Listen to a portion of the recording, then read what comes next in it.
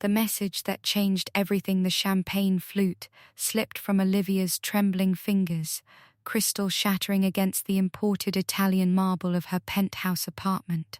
Thousands of glittering shards scattered across the floor like fallen stars, but Olivia's eyes remained locked on her phone screen, the words burning into her consciousness like acid-etching glass. "Your fiancé is at the Grandview Hotel right now. Room 1247. With your sister. I thought you should know." A friend. The message had arrived at 8:47 p.m. on a Thursday evening in late September. Olivia had been celebrating. A major tech contract for Hayes Technologies had just been finalized, worth $30 million over 3 years. She'd opened the champagne, planning to call Marcus and share the good news, maybe surprise him with a romantic dinner.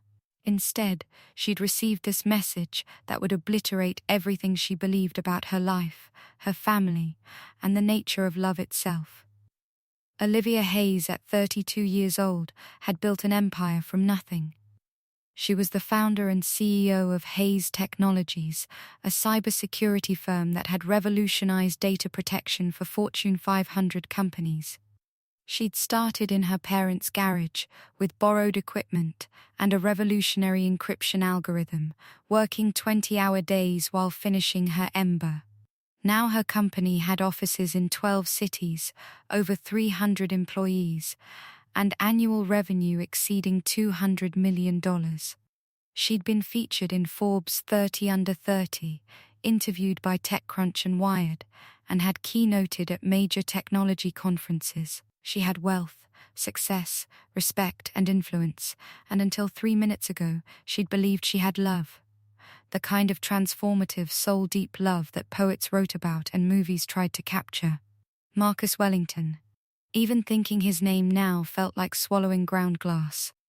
They'd met 5 years ago at a charity gala in Manhattan, one of those glittering affairs where Boston's elite gathered to donate money and see and be seen. Marcus had been the keynote speaker, discussing venture capital opportunities in emerging technologies. He'd been magnetic, charming, sophisticated, with dark hair styled perfectly, blue eyes that seemed to see right through her professional armor to the lonely woman underneath, and a smile that made her feel like the only person in a room of 500. Their courtship had been a whirlwind straight out of a romance novel. Surprise weekend trips to Paris where they'd wandered through the Louvre and made love in a hotel overlooking the Seine. Front row seats at Hamilton when tickets were impossible to get. Candlelit dinners at Michelin-starred restaurants where Marcus would order in perfect French and hold her hand across the table while telling her she was the most extraordinary woman he'd ever met. Marcus had a way of making Olivia feel simultaneously powerful and vulnerable, seen and cherished. He'd seemed genuinely interested in her work, asking intelligent questions about her encryption algorithms and business strategies. He'd supported her through stressful product launches and difficult board meetings. He'd been there when her grandmother died, holding her while she cried. After 3 years of dating that felt like a fairy tale come to life, he'd proposed at another charity gala, this one honoring her work in cybersecurity. He'd gotten down on one knee in front of 500 people, presenting her with a 3-carat diamond ring that caught the light like captured fire, and asked her to be his wife. The crowd had erupted in applause. Photographers captured the moment. It had been perfect, romantic, everything Olivia had secretly dreamed of since she was a little girl. She'd said yes without hesitation, without doubt, believing with absolute certainty that she'd finally found her person, her partner, her happily ever after. And Emma. God, Emma. Her baby sister, now 25 years old, with their mother's green eyes and their father's quick wit. Olivia had been 23, fresh out of her Ember program at Stanford, when their parents died in a car accident on a rainy November night. A drunk driver had crossed the center line on Route 2, and in an instant, everything had changed. Olivia had been about to accept a position at a prestigious Silicon Valley tech firm. She'd had offers from Google and Apple. Her future had been spread before her like a map of unlimited possibility. Then came the phone call from the Massachusetts State Police, and suddenly she was responsible for a 16-year-old girl with braces, anxiety about starting high school, and grief so profound it seemed like she might drown in it. Olivia had put her own dreams on hold, without hesitation. She'd moved back to Boston, became Emma's legal guardian, and worked 3 jobs while finishing her degree online and starting her company in their parents' garage. She'd made sure Emma had everything: a stable home, therapy to process their parents' death, college tuition at Parsons School of Design, where Emma could pursue her dream of becoming a fashion designer, spending money, emotional support, guidance. She'd been mother, father, and sister, all rolled into one. She'd attended every school event, helped with homework, taught Emma to drive, sat up with her during breakups and friendship drama. She'd sacrificed her 20s to ensure Emma had the childhood and opportunities their parents would have wanted her to have. Emma had always been the sweet one, the gentle soul who cried at sad movies and rescued stray cats, who brought Olivia flowers on her birthday and made handmade cards for every holiday. She'd idolized Olivia, or so Olivia had believed. At family dinners, just the two of them, their little family of survivors, Emma would talk about how lucky she was to have such an amazing sister, how she didn't know what she would have done without Olivia, how she wanted to be just like her someday. When Olivia and Marcus got engaged, Emma had been thrilled, crying happy tears and hugging them both. She'd immediately agreed to be maid of honor, throwing herself into wedding planning with enthusiasm. They'd spent hours together choosing bridesmaid dresses, sampling cakes, debating flower arrangements. It had felt like the family Olivia had lost was being rebuilt, expanded with Marcus as the brother Emma never had. The wedding was scheduled for 2 weeks from now. October 7th. A full wedding at the historic Vanderbilt Mansion in Newport, with 250 guests. A designer Vera Wang gown that had required 6 fittings and cost more than most people's cars, a 7-piece orchestra, and a honeymoon planned for the Maldives. 2 weeks in an overwater villa, just Olivia and Marcus and the endless turquoise sea. All of it now felt like elaborate set decoration for a life that had never been real. A play she'd been performing without realizing she was the only one who didn't know it was fiction. Olivia's hands shook as she grabbed her car keys from the entry table. She had to see this for herself. She had to prove this anonymous message wrong. Because if it was true, if the 2 people she loved most in this world, the 2 people she would have died to protect, had betrayed her like this, then everything she believed about family, loyalty, love, and human goodness was built on lies. The logical part of her brain, the part that had built a multi-million-dollar company through careful analysis and strategic thinking, tried to intervene. This could be a prank. Someone who wanted to hurt her. A jealous competitor who wanted to destabilize her emotionally before a major business deal. A disgruntled employee seeking revenge. The message was anonymous, unverified, and the timing was suspiciously perfect, right before her wedding, when she'd be most vulnerable. But another part of her, the part she'd been silencing for months, whispered that this explained everything. The strange tension she'd felt recently. The late-night work meetings Marcus claimed he couldn't miss, coming home with his shirt slightly wrinkled and his cologne smelling different. The way Emma's eyes would dart away when wedding plans were discussed, how she'd become suddenly unavailable for dress fittings and cake tastings they'd previously scheduled together. The way Marcus and Emma would fall silent when Olivia entered a room, as if they'd been talking about something they didn't want her to hear. The way Marcus had started criticizing her more frequently over the past 6 months, saying she worked too much, that she was becoming cold and distant, that she cared more about her company than their relationship, that she needed to be more spontaneous and fun. She'd tried harder to be present, to be the woman he seemed to want her to be. She'd been planning to step back from the company after the wedding, to focus more on their marriage, on starting a family, on being the kind of wife Marcus seemed to want. Had that been his plan all along? To make her doubt herself, to make her more dependent on him, to isolate her from the one thing that made her feel powerful and in control, to reshape her into someone more vulnerable, more easily manipulated. Olivia's breath came in short, sharp gasps as she rode the elevator down from the penthouse. The doorman, Roberto, who'd worked in the building for 15 years, smiled at her as she rushed through the lobby. "Have a good evening, Miss Hayes." She couldn't respond. If she opened her mouth, she might start screaming and never stop. The drive to the Grand View Hotel passed in a dissociative blur of city lights and red brake lights. Olivia's hands gripped the steering wheel of her Mercedes so tightly her knuckles turned white. She ran 2 red lights and didn't care. She nearly sideswiped a taxi and barely noticed. She parked haphazardly in the hotel's circular driveway, ignoring the valet who hurried toward her with a concerned expression. The Grand View was one of Boston's most luxurious hotels, all gleaming marble lobbies and crystal chandeliers that cast rainbow light across imported Italian tile.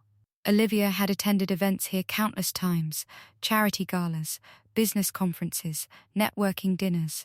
The concierge recognized her immediately. "Miss Hayes. Good evening. Are you here for an event this evening?" "I'm meeting someone," Olivia interrupted, not breaking stride toward the elevators, her heels clicking against marble like a countdown to disaster. 12th floor. The elevator seemed to rise with agonizing slowness, as if the universe itself was giving her one last chance to turn back, to preserve her ignorance, to keep living in the comfortable lie. Olivia watched the numbers climb. 3, 4, 5. Each floor bringing her closer to truth or reassurance. She didn't know which outcome terrified her more. The hallway on the 12th floor was carpeted in deep burgundy, lit by elegant brass sconces. Classical music played softly from hidden speakers. Room 1247 was at the end of the corridor, the last door on the right. Olivia's heels clicked against the carpet with the rhythm of a funeral march. Click, click, click. The countdown to the end of everything she'd believed about her life. She stood outside the door, hand raised to knock, frozen in this terrible liminal space between ignorance and knowledge, between the past and whatever horror waited on the other side. She could still turn back. She could go home, pour another glass of champagne, delete the message, block the unknown number, and pretend this night had never happened. She could walk down the aisle in 2 weeks in her custom Vera Wang gown with the cathedral train and the hand-beaded bodice, and become Mrs. Marcus Wellington, and live in blissful ignorance. But the not knowing would eat her alive. She'd always wonder. She'd scrutinize every word, every action, looking for signs of betrayal. She'd become paranoid and suspicious. The relationship would be poisoned anyway. Better to know. Better to face whatever truth waited behind this door. Olivia pressed her ear against the door first, heart hammering so hard she was sure they could hear it inside. And that's when she heard it. Emma's laugh, that bright musical sound that had always reminded Olivia of their mother, that had gotten Emma through the darkest days after their parents' death, that Olivia had worked so hard to preserve. But now it was followed by another sound, deeper and more intimate, that made Olivia's blood turn to ice. Marcus's voice, low and rough with desire. "God, Emma, I can't stop thinking about you. These last 6 months have been absolute torture, pretending I don't want you every second of every day. Sitting across from Olivia at dinner while knowing you're right there, knowing what we do together, how you feel in my arms." 6 months. They'd been doing this for 6 months, while Olivia had been planning their wedding, choosing between roses and peonies, debating whether to serve chicken or fish, finalizing the guest list and the seating arrangements. Her fiancé had been sleeping with her sister for 6 months. Emma's response came softer, tinged with guilt but not enough to stop. Not enough to walk away. We shouldn't be here. The wedding is in 2 weeks, Marcus. Olivia is planning everything. She's so excited. She keeps texting me pictures of centerpieces and asking my opinion on everything. I'm supposed to be her maid of honor. I'm supposed to stand next to her and support her. And instead Olivia is safe. Marcus interrupted, and Olivia could hear the contempt in his voice now. The cruelty she'd somehow never noticed before. The edge that had always been there beneath the charm. Olivia is predictable and boring. She's all work and no passion. She talks about encryption algorithms and market strategies at dinner parties. She's more interested in her company than in me. She's comfortable, stable, perfect for the image I need to maintain, perfect for my business connections. But you, Emma, you're fire. You're spontaneous and fun. You're everything she's not. You make me feel alive instead of just successful. The words struck Olivia like physical blows, each one tearing away another piece of the life she'd built, the future she'd imagined, the woman she'd believed herself to be. Her hand found the door handle. It was unlocked. Of course it was. They felt so safe in their betrayal they hadn't even bothered with basic precautions, hadn't even considered the possibility that Olivia might discover them. She pushed the door open slowly, quietly, her hand steady despite the earthquake happening inside her chest. The scene before her would be seared into her memory forever, every detail crystalline and inescapable. The hotel room was large and luxurious, all cream-colored walls and elegant furniture. Marcus, shirtless, his back to the door, standing by the floor-to-ceiling windows overlooking the glittering city. Emma, wearing only Marcus's white dress shirt, the one Olivia had given him for his birthday last year, monogrammed with his initials, perched on the edge of the king-sized bed, her long dark hair tousled, her lips swollen from kissing, her feet bare against the plush carpet. Their faces when they saw her, that moment of pure, undiluted shock. Emma's hand flying to her mouth, her eyes going wide with horror.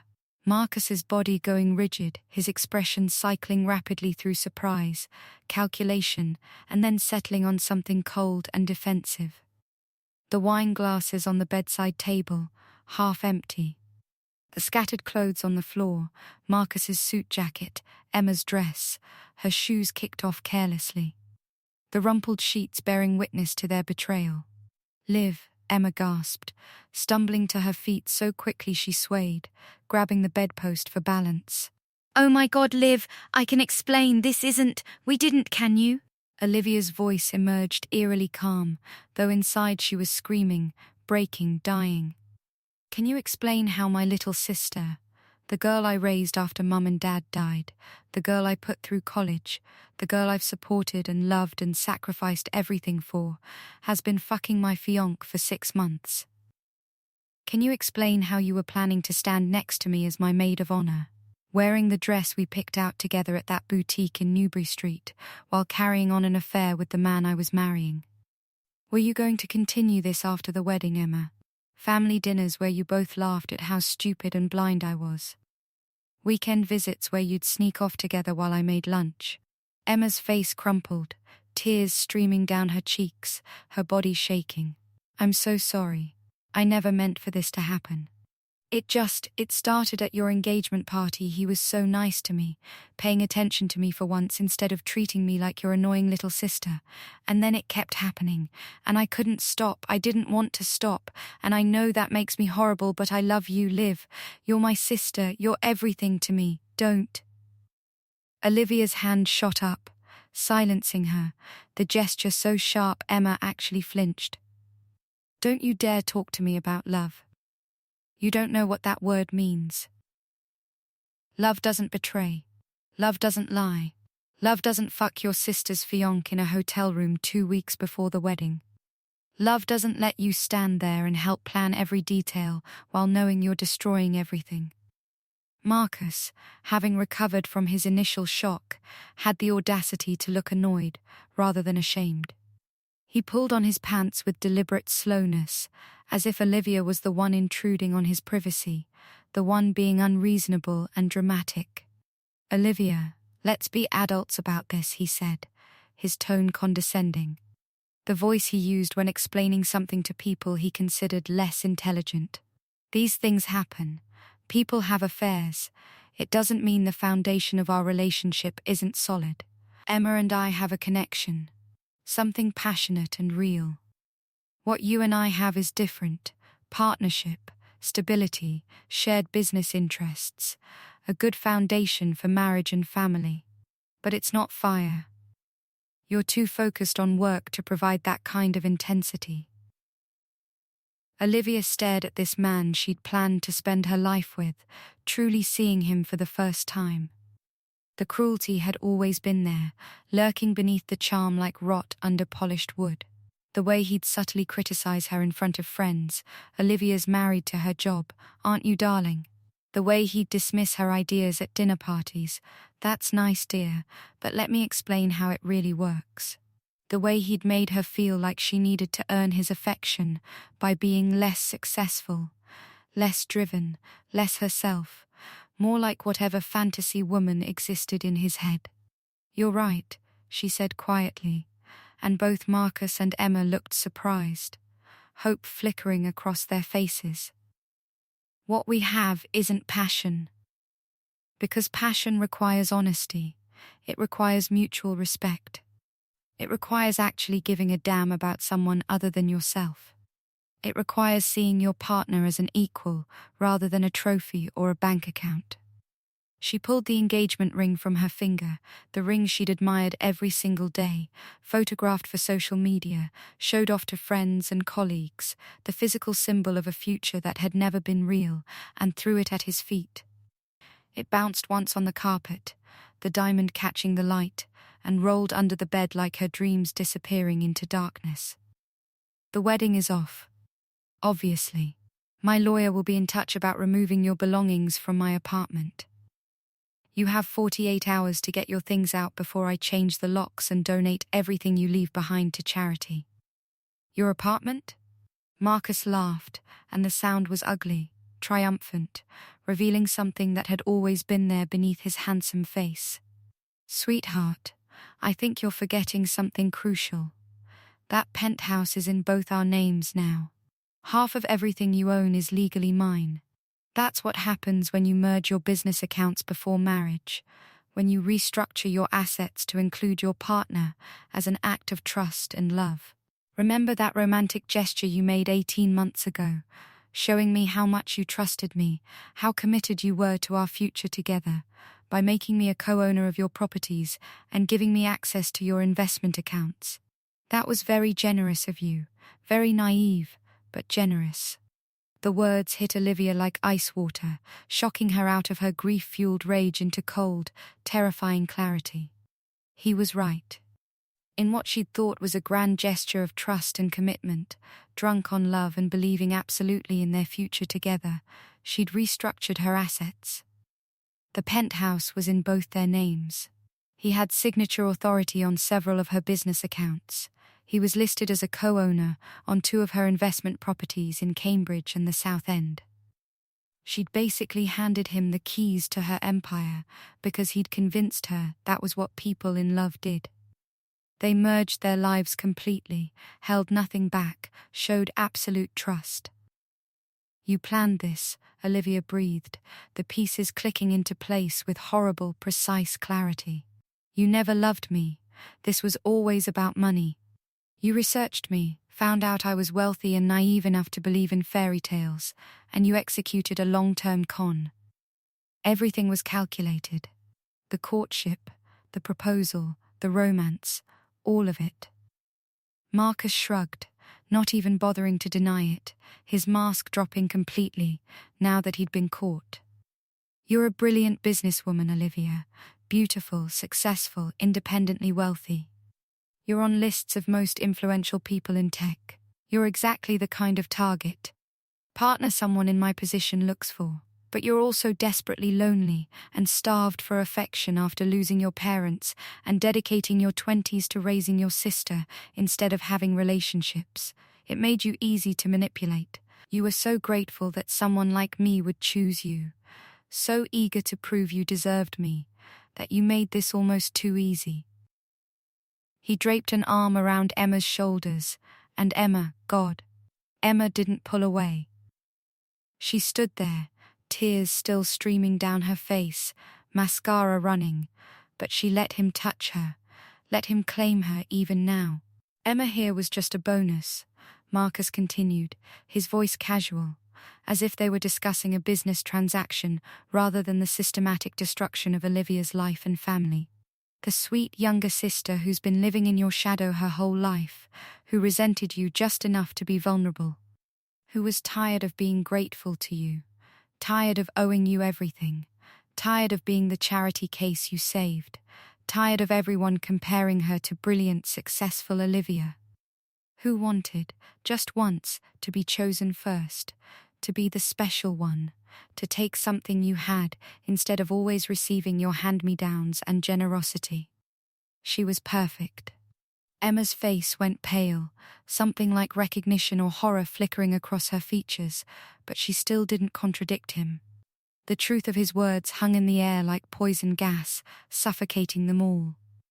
Something inside Olivia cracked open in that moment, but it wasn't just her heart breaking. That was expected, almost manageable in its familiarity. This was something deeper and more dangerous. A transformation. The death of the woman who'd believed in goodness and love and family loyalty, and the birth of someone harder, colder, and infinitely more dangerous. You made a mistake, Olivia said softly, and something in her tone, some fundamental shift in energy, made Marcus's smug expression falter slightly. You thought I was weak because I loved you. You thought my kindness was stupidity, my trust was naivety, my generosity was a character flaw to be exploited. You thought you could take everything I built through years of work and sacrifice, and walk away laughing while I collapsed in tears.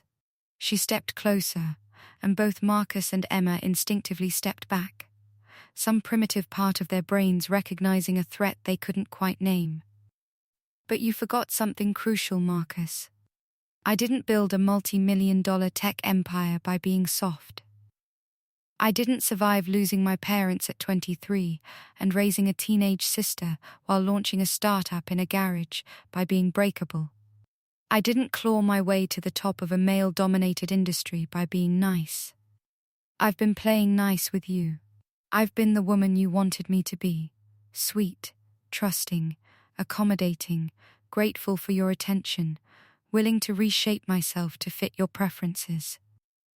But that was a choice, a performance, and now I'm making a different choice. You can't touch us, Marcus said, but his voice had lost some of its confidence, some of the casual cruelty. Everything was legal. I have lawyers too, Olivia, good ones, expensive ones, better than yours probably. And the prenup you refused to sign because you thought it was unromantic? That means I get half of everything in the divorce. Community property, baby. Massachusetts law is very clear. Olivia smiled, and it was not a kind smile. It was the smile of a predator who'd just spotted wounded prey, who'd scented blood in the water. We'll see about that. You have 48 hours to get out of my apartment. After that, I'm changing the locks and burning everything you leave behind.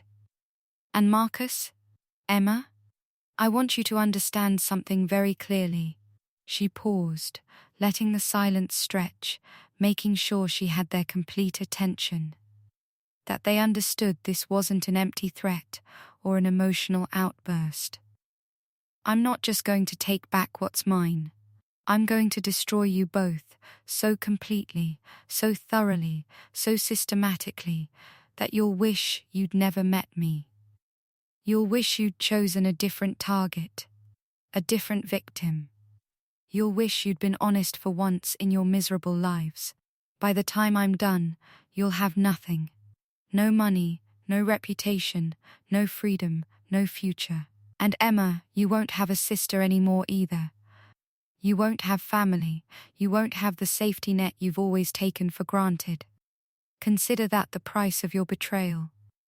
She turned and walked toward the door, her spine straight, her head high. Every ounce of her will focused on not letting them see her crumble. That would come later, alone, when no one was watching. Liv, please. Emma's voice broke, desperate now, finally understanding that Olivia meant every word. You raised me. You're all I have left of Mum and Dad. Don't do this. I made a terrible, horrible mistake, but I'm still your sister. We're family, we're blood, we're all we have left. Olivia paused at the door, her hand on the handle, but she didn't turn around. She couldn't bear to look at Emma's face, to see the sister she'd loved transformed into this stranger who'd betrayed her. I don't have a sister anymore, Olivia said, her voice steady despite the agony tearing through her chest like shrapnel. Emma Hayes died the moment she got into bed with my fiancé. You're a stranger to me now. Both of you are. And I don't forgive strangers who try to destroy me. I destroy them first, completely, until there's nothing left. She walked out, letting the door close behind her with a soft click that sounded like a coffin lid shutting on her old life, on every belief she'd held about love and family and trust. Olivia made it to her car before the first sob tore from her throat, like something physical being ripped out. She gripped the steering wheel until her knuckles turned white, pressing her forehead against the leather, and let the grief pour out of her in great gasping waves that shook her entire body. 5 years with Marcus, 23 years with Emma. Both relationships built on lies, manipulation, and betrayal. How had she not seen it? Had there been signs she'd willfully ignored?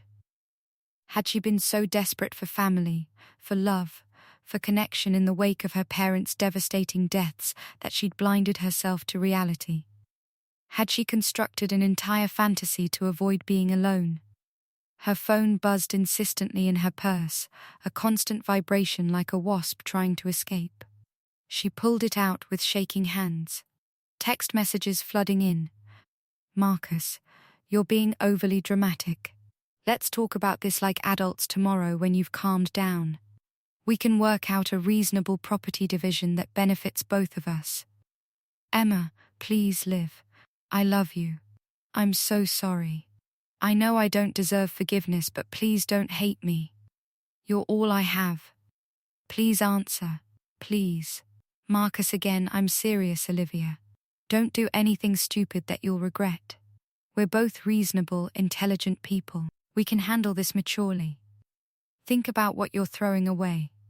Another message from an unknown number, cutting through the desperate pleas. I see you found them. Good. Now you need to know the whole truth.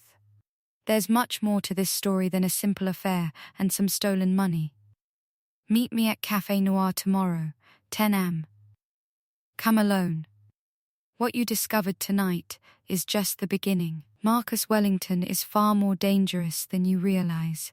The friend who sent the first message, Olivia's hands shook violently as she read the last message. More? How could there possibly be more? What else could Marcus have done? What other betrayals, what other lies were waiting to be uncovered?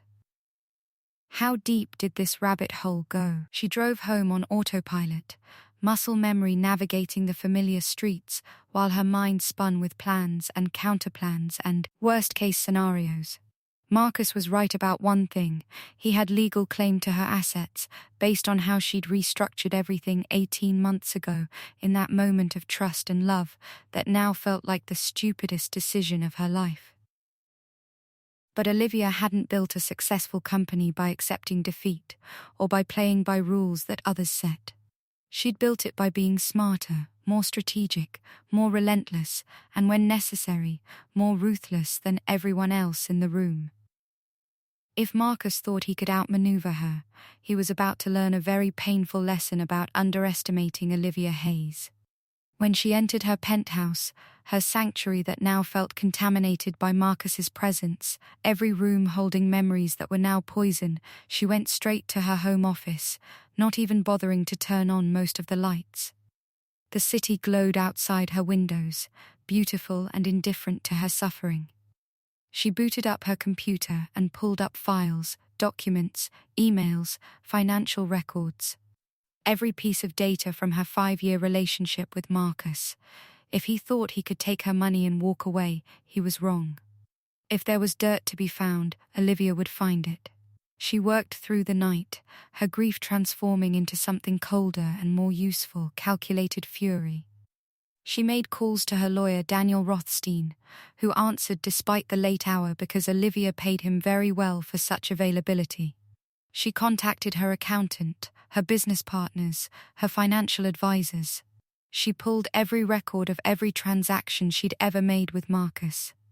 Every contract, every agreement, every email, every text message, everything. And as she dug deeper, as she applied the same analytical skills that had made her a successful CEO to the problem of Marcus Wellington, patterns began to emerge that made her blood run cold. Money missing from their joint accounts, carefully hidden in the monthly statements. Small amounts at first, $500 here, $1,000 there, easy to overlook as normal expenses. Then larger amounts as Marcus grew bolder or more desperate. $5,000 listed as business investment. $10,000 marked as consulting fee. $20,000 labeled market opportunity. Transfers to shell companies she'd never heard of, companies that didn't seem to exist beyond post office boxes. Investment losses that didn't quite add up when she cross-referenced them with actual market data and the companies supposedly involved. Expenses for business trips that, when she checked, had never actually happened. No plane tickets, no hotel reservations, nothing. Marcus hadn't just planned to take half in a divorce. He'd been systematically stealing from her for over a year, maybe longer. Small enough amounts that she wouldn't notice immediately in her busy life, but large enough that it added up to hundreds of thousands of dollars, possibly over $1 million when she traced everything back far enough. By the time dawn broke over the city, painting the sky in shades of pink and gold that mocked her misery with their beauty, Olivia had assembled a preliminary case that would not only prevent Marcus from getting a penny of her money, but would potentially send him to prison for fraud, embezzlement, theft, and financial exploitation. But it wasn't enough. Not nearly enough. He'd stolen more than money. He'd stolen 5 years of her life. He'd stolen her trust in humanity. He'd stolen her ability to believe in love. He'd stolen her sister through manipulation. He'd stolen her future, her wedding, her dreams of a family. He'd made her doubt herself, question her worth, reshape herself to fit his preferences. And for that, he would pay in ways he couldn't even imagine yet. In ways that would serve as a warning to every other predator who thought they could target successful women and exploit their desire for love and connection. The next morning, running on caffeine and adrenaline instead of sleep, her eyes gritty and red, Olivia walked into Café Noir at precisely 10 a.m. The cafe was a small, upscale establishment in downtown Boston's financial district, the kind of place where business deals were made over espresso and conversations happened in quiet corners where no one could overhear. She scanned the room, looking for anyone who might be her mysterious informant, trying to imagine who could possibly know about Marcus and Emma, who would care enough to warn her. Most tables were occupied by people in business attire, tapping on laptops or engaged in quiet conversation, the normal rhythm of a Friday morning. A man in the corner booth raised his hand slightly, catching her attention. Olivia's breath caught in her throat, surprise and confusion warring in her chest. Dominic Russo. She'd know that face anywhere. She'd seen it at dozens of dinners and parties over the past 5 years. He'd been Marcus's best friend since their college days at Harvard, his best man at the upcoming, now cancelled wedding. Tall, easily 6'2", with dark hair that was always slightly too long, sharp cheekbones, and intense grey eyes that had always made Olivia slightly uncomfortable with how deeply they seemed to see through people, past the masks everyone wore, seeing truths people wanted hidden. She'd never liked Dominic if she was honest with herself. He'd always been cool toward her, barely polite, as if he was merely tolerating her presence in Marcus's life out of obligation to his friend. At dinners and parties, he would give one-word answers to her attempts at conversation, would leave the room when she entered, would look at her with what she'd interpreted as disdain or judgment, as if she wasn't good enough for his precious friend Marcus. And now, he was her mysterious informant. The man who'd been Marcus's best friend for over a decade, who'd watched her plan a wedding to his supposed best friend, was the one who'd sent her to that hotel room. Olivia approached the booth cautiously, every muscle in her body tense, ready for another betrayal, another trap. "You're the one who sent me that message." Dominic gestured to the seat across from him. His expression was unreadable, controlled in a way that reminded Olivia of high-stakes poker players who'd perfected the art of revealing nothing. "Sit down, Olivia. We need to talk, and you're going to want to be sitting for what I have to tell you. I don't think we have anything to say to each other." "You're Marcus's best friend. I was Marcus's friend," Dominic interrupted, his voice hard, edged with something that sounded like carefully controlled anger. Past tense. Very much past tense. "Sit down, please. There are things you need to know before you go to war with him, things that will change everything you think you understand about the situation." Something in his tone, some urgency beneath the controlled surface, some genuine concern in those grey eyes, made Olivia sit. Dominic pushed a manila folder across the table toward her. It was thick, bulging with documents, easily 2 inches of paper. "What is this?" "Proof that Marcus's betrayal goes far deeper than you think. He's not just a cheater and a thief, Olivia. He's dangerous, professionally dangerous. And you're not his first victim. You're not even his second or third." Olivia opened the folder with trembling hands. Inside were photographs, bank statements, legal documents, private investigator reports with timestamps and locations. Her eyes widened as she processed what she was seeing, her mind struggling to accept the reality being presented to her in glossy 8x10 photographs. Marcus with another woman, not Emma, at a restaurant in Paris. The woman was beautiful, elegant, dark-haired. The photo was dated 3 years ago, time-stamped and authenticated. Marcus with the same woman entering a villa in Santorini, his arm around her waist in a gesture of obvious intimacy. Another photo showed them at what appeared to be a wedding ceremony, Marcus in an expensive tuxedo, the woman in a flowing white dress, exchanging rings in what looked like a small chapel. Bank transfers to this woman's accounts totaling millions of dollars over several years. And then, a marriage certificate from Italy, ornate and official, dated 4 years ago. 6 months before Marcus had even met Olivia. "Oh my God," Olivia whispered, her hands shaking so badly she nearly dropped the papers. "He's already married? This whole time?" "Her name is Claudia Venturi," Dominic said grimly, his jaw tight with suppressed anger. "Italian heiress. Old money, aristocratic family that can trace their lineage back to Renaissance Florence, worth approximately 200 million euros. Marcus married her 4 years ago in a small ceremony in Tuscany, 6 months before he even met you at that charity gala. He's been running this con on both of you simultaneously, extracting money from her family's fortune while building a claim to yours.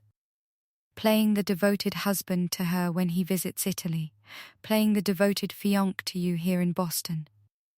Olivia's mind reeled, unable to process the magnitude of the deception. "But that means our engagement was never legal. Our planned marriage would have been invalid. He committed bigamy, fraud, identity theft. Wire fraud because the money crossed international borders, money laundering, multiple counts of financial crimes across international jurisdictions." Dominic leaned forward, his grey eyes intense. Marcus isn't just a bad boyfriend, Olivia. He's not just someone who had an affair. He's a professional con artist, probably a sociopath.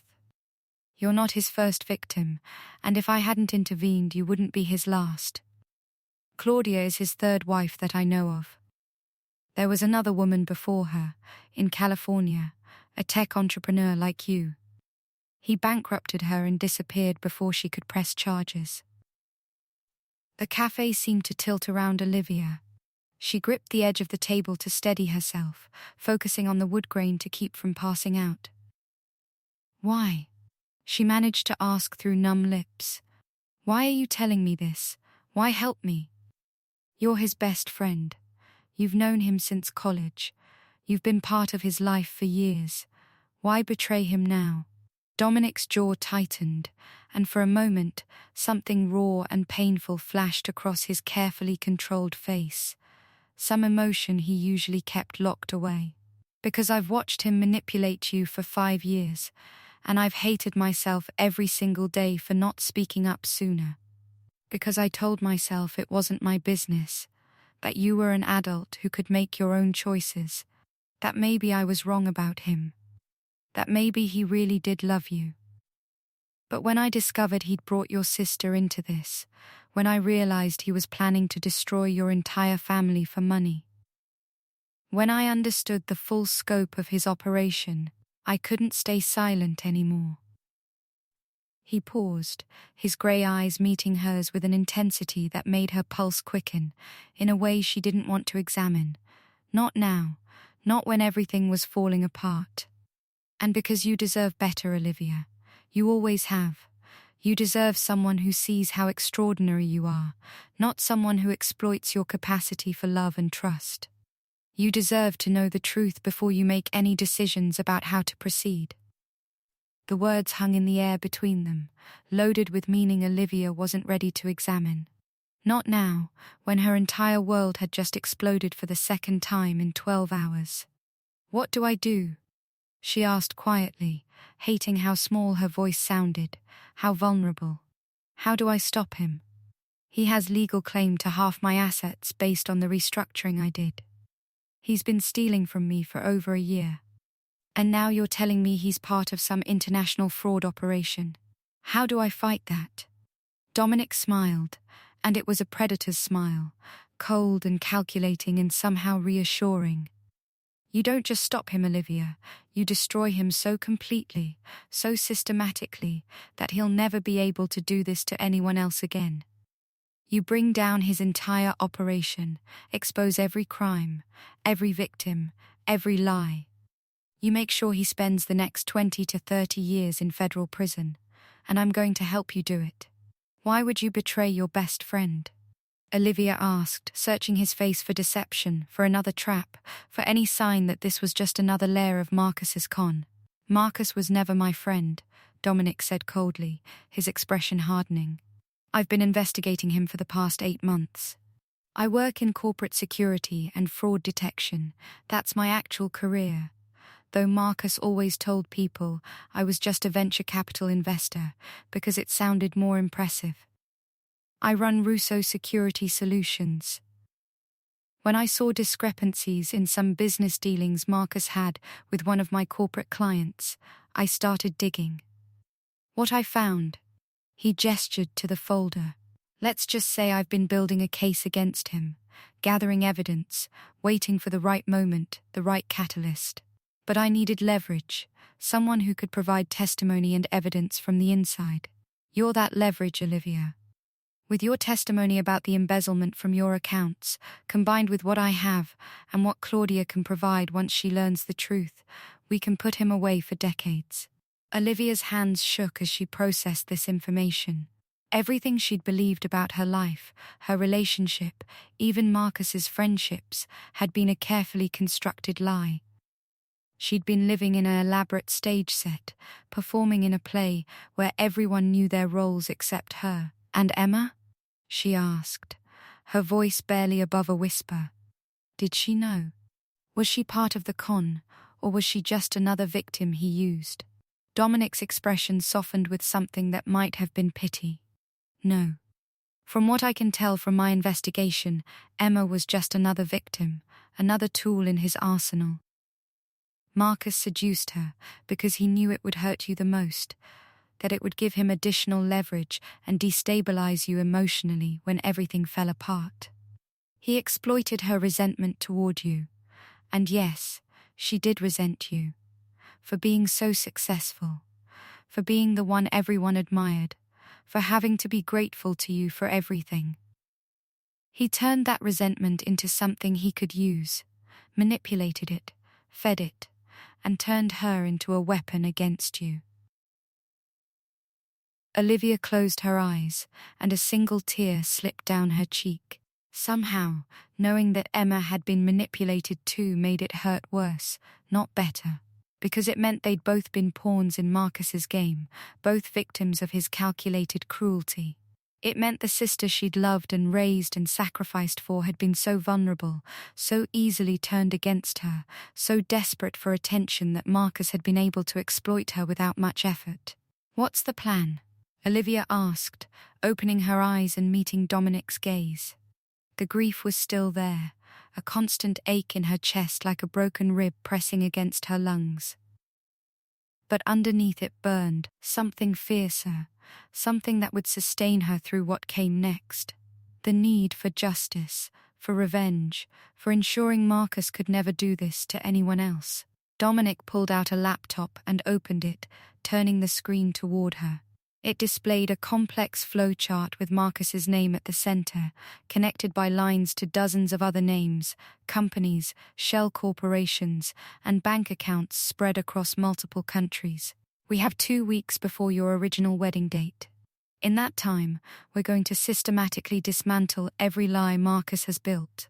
We're going to freeze his assets, expose his crimes to the authorities, contact every victim he's ever targeted, and ensure he faces consequences for everything he's done." But more than that, his voice dropped lower, intimate and fierce. "We're going to make sure everyone knows who he really is. By the time we're done, Marcus Wellington's name will be synonymous with betrayal and fraud. He'll never be able to run this con again. He'll be in prison, and everyone will know what he did." "I want my sister protected," Olivia said firmly, surprised by the protective instinct that surged through her despite everything Emma had done.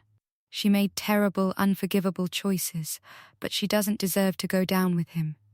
She's a victim too, even if she doesn't realize it yet. Even if she thinks she was making her own choices. Dominic nodded, respect flickering in his eyes. "Agreed. Emma can be kept out of the legal proceedings if she's willing to cooperate and testify against Marcus. It's him we want, not collateral damage. She'll face social consequences, of course. People will know what she did, but she won't face legal ones." "Then let's do this," Olivia said, her voice steady now, hardened by purpose. "Let's destroy Marcus Wellington. #Part 2, the investigation, #Chapter 4, building the case over the next 3 days. Olivia and Dominic worked around the clock. They moved operations to Dominic's office, a sleek, secure building in downtown Boston's financial district, where he ran Russo Security Solutions, a firm that specialized in corporate fraud detection, cybersecurity, asset recovery, and private investigations for high-net-worth clients. The office was impressive, floor-to-ceiling windows overlooking the harbor, state-of-the-art security systems, multiple conference rooms with electronic privacy shielding, and a staff of 20 investigators, analysts, and legal specialists. This wasn't some small-time operation. Dominic ran a sophisticated, professional organization. Olivia was surprised by how different Dominic was when she actually worked with him. The cold, distant friend of Marcus disappeared entirely, replaced by someone brilliant, focused, methodical, and surprisingly kind. He was patient when explaining complex financial trails, encouraging when she felt overwhelmed, and relentless in his pursuit of evidence. He ordered food when she forgot to eat, presenting her with gourmet sandwiches and salads from the cafe downstairs, making sure she maintained her energy. He made sure she took breaks when she'd been staring at financial documents for too long, gently closing her laptop and insisting she rest her eyes for 15 minutes. He set up a comfortable couch in his office where she could nap when exhaustion became too much. And when she broke down crying at 2 a.m. on the second night, overwhelmed by the magnitude of Marcus's betrayal and the evidence of how many women he'd victimized over the years, at least 5 they'd found so far, maybe more they hadn't uncovered yet, Dominic didn't offer empty platitudes or awkward comfort. He simply sat beside her in companionable silence, a solid presence, until she could breathe again. "Why are you being so nice to me?" Olivia asked one evening as they worked side by side, reviewing financial records and building timelines of Marcus's movements and crimes over the past decade. Dominic didn't look up from his laptop immediately, his fingers continuing to fly across the keyboard for a few more seconds before he paused. "Because you're going through hell, and you don't deserve it. Because basic human decency requires helping someone who's been victimized. That's not an answer, not a real one. You're going far beyond basic decency." He finally met her eyes, and what she saw there made her heart skip a beat, something vulnerable and honest that she'd never seen from him before. "Maybe I've wanted to be nice to you for 5 years, and this is the first time I've had an excuse to actually do it without raising Marcus's suspicions or compromising my investigation."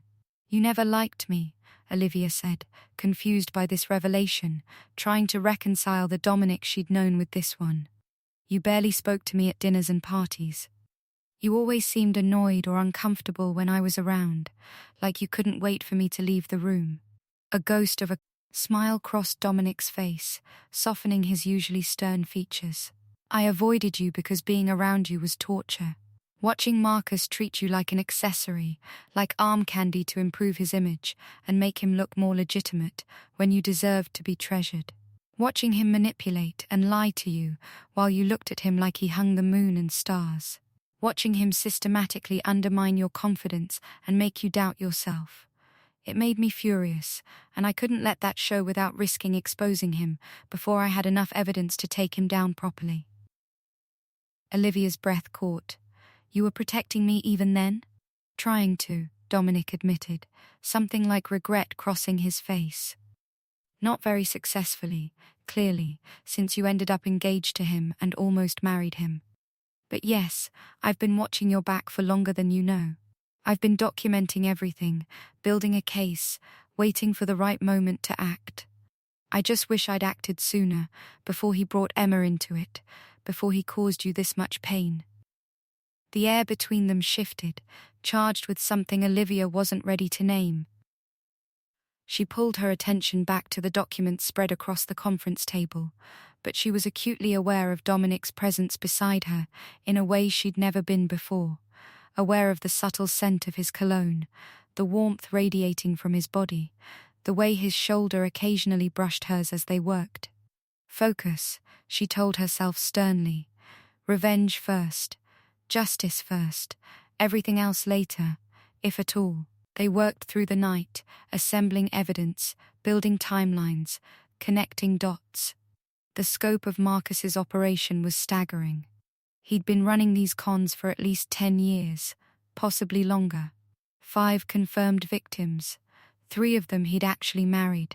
2 others he'd been engaged to before disappearing with their money. Total amount stolen, over $15 million. Lives destroyed. Countless. Families torn apart, at least 3 that they knew of. And he'd been so careful. Using shell corporations registered in countries with lax financial oversight. Moving money through multiple accounts to obscure the trail.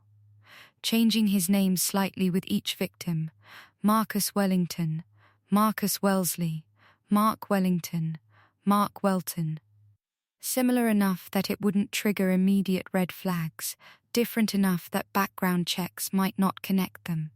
He'd researched his victims carefully, targeting successful women who were lonely, who had lost family members, who were hungry for connection.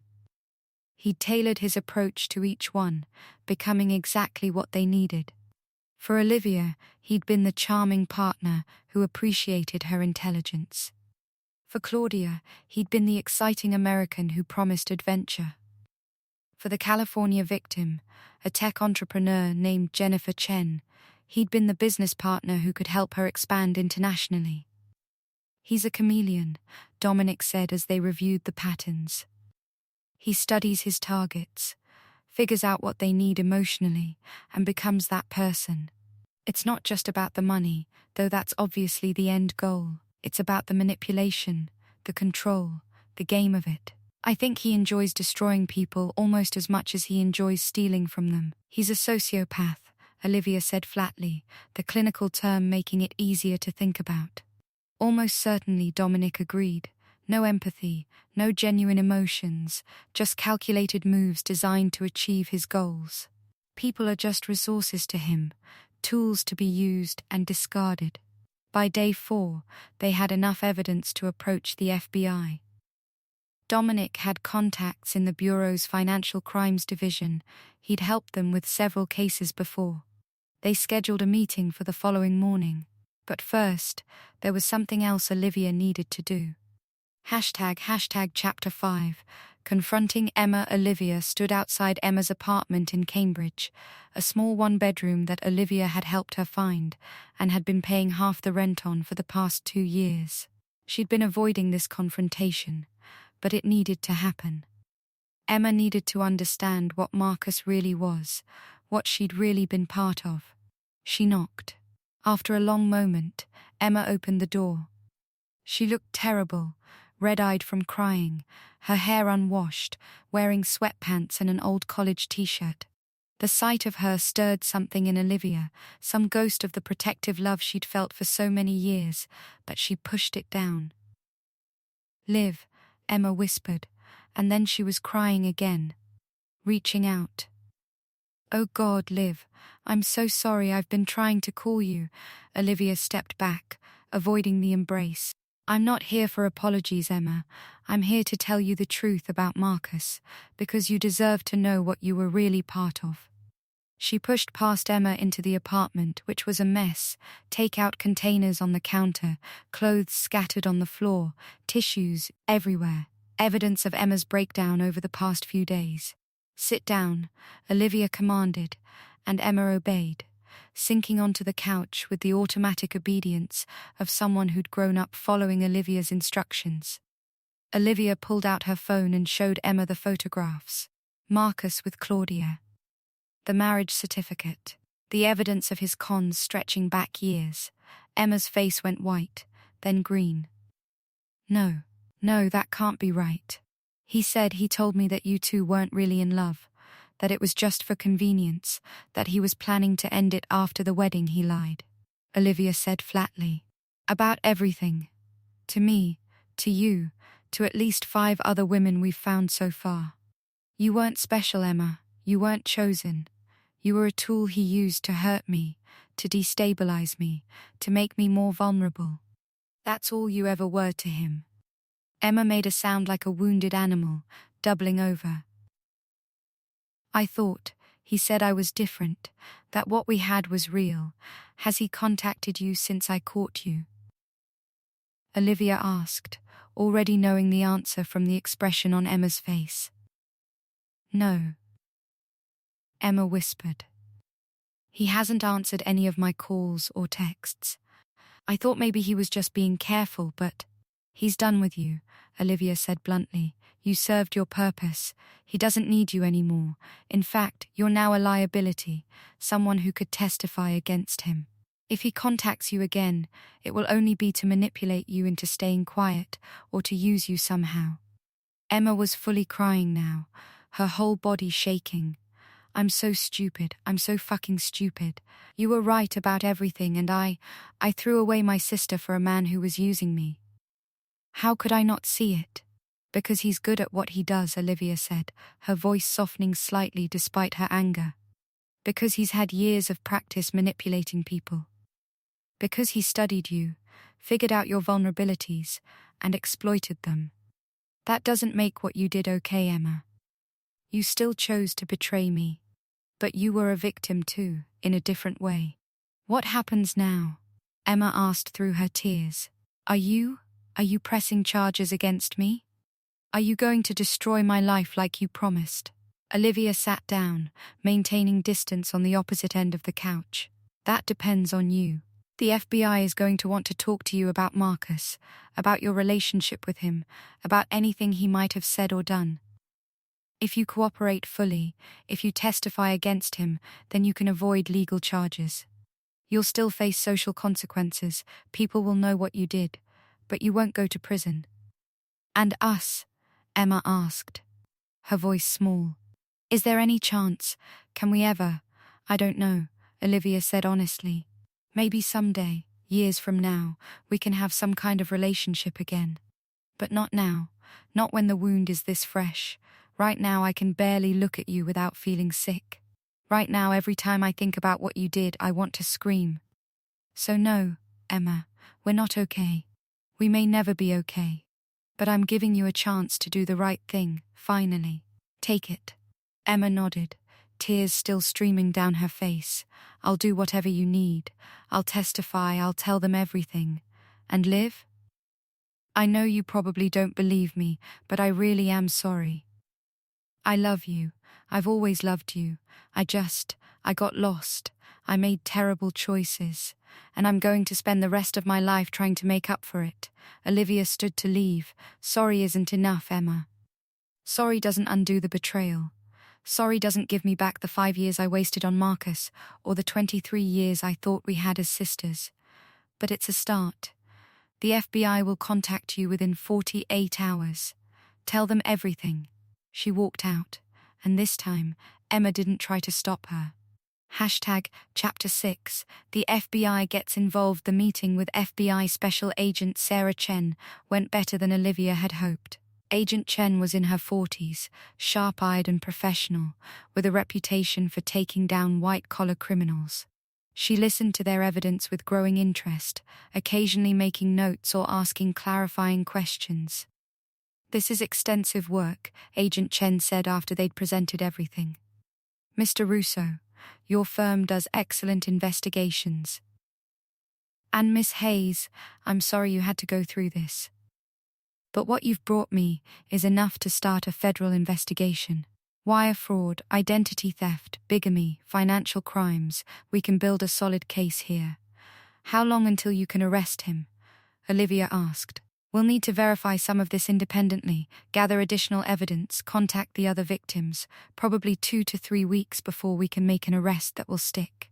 We want to make sure this is airtight. He might run if he suspects we're investigating, Dominic pointed out. We'll put surveillance on him, Agent Chen assured them. If he tries to leave the country, we'll stop him at the airport. In the meantime, I need you both to be careful.